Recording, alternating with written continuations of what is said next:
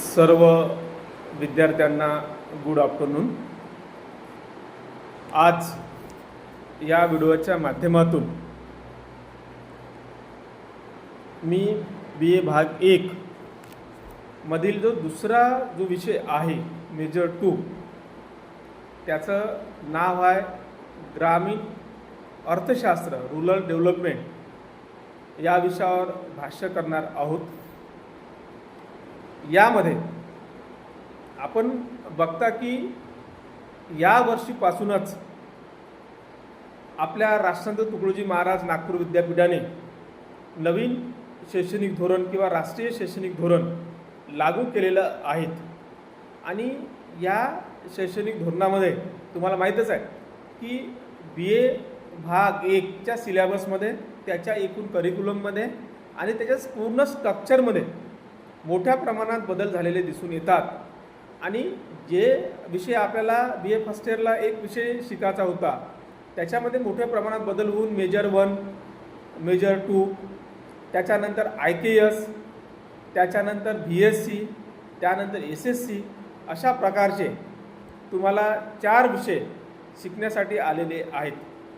BA second सेमचा जर आपण विचार केला तर मेजर 1 आपल्याला हा विषय शिकायचा आहे, मेजर 2 हा विषय शिकायचा आहे, त्याच्यानंतर आपल्याला मायनर हा विषय शिकायचा आहे आणि त्याच्यानंतर OE हा पण विषय शिकायचा। असे 4 विषय तुम्हाला पेपर द्यायचे आहे।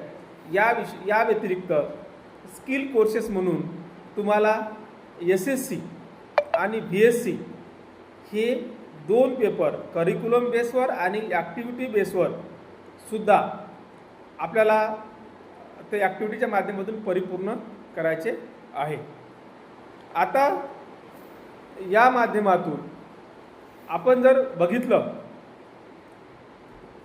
तर आपण जो मेजर 2चा विषय आहे, आजच्या व्हिडिओमध्ये आपण मेजर 2च्या विषयावर थोडंसं भाष्य करणार आहोत की मेजर 2मध्ये ग्रामीण अर्थशास्त्र किंवा रूरल इकॉनॉमिक्स हा विषय मेजर 2साठी आहे। आणि यामध्ये 2 युनिट दिलेली आहे आणि याचा पेपर जो आहे, विषयाचा पेपर आहे, हा 40 मार्काचा विद्यार्थ्याला येणार आहे। आणि 40 मार्काचा पेपर राहतील आणि 10 मार्काचं तुम्हाला असेसमेंट ही तुम्हाला घरून लिहून आणायची आहे। यामध्ये तुम्हाला एक असेसमेंट लिहून आणायची आहे, त्यानंतर तुम्हाला त्या संदर्भात तुम्हाला व्हायवा पण द्यायचा आहे। त्यासोबतच तुम्हाला तुमची महाविद्यालयातील प्रेझेंटी असेल किंवा इतर ॲक्टिव्हिटीमध्ये असलेला सहभाग असेल, या संदर्भात तुम्हाला एकंदरीतच तुम्हाला 10 मार्काचं तुम्हाला सगळं असेसमेंट सादर करायचं आहे आणि 40 मार्काचा हा तुम्हाला पेपर द्यायचा आहे विद्यापीठाचा। यामध्ये ह्या मेजर 2मध्ये 2 युनिट दिलेले आहे।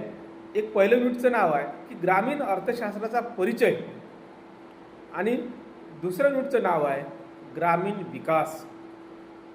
तर ग्रामीण अर्थशास्त्राचा परिचय आपण बघतो की भारत हा कृषीप्रधान देश आहे असं म्हणतो आणि भारतातील आजही 58% 60% लोक, जनता ही शेतीवर अवलंबून आहे। आणि शेतीवर अवलंबून असल्यामुळे खऱ्या अर्थाने हा एक खेड्याचा देश आहे, हा एक गावाचा देश आहे असं म्हटलं जातं। आणि म्हणूनच आपण बघतो की जेव्हा आपला देश स्वतंत्र झाला तर मोठ्या प्रमाणात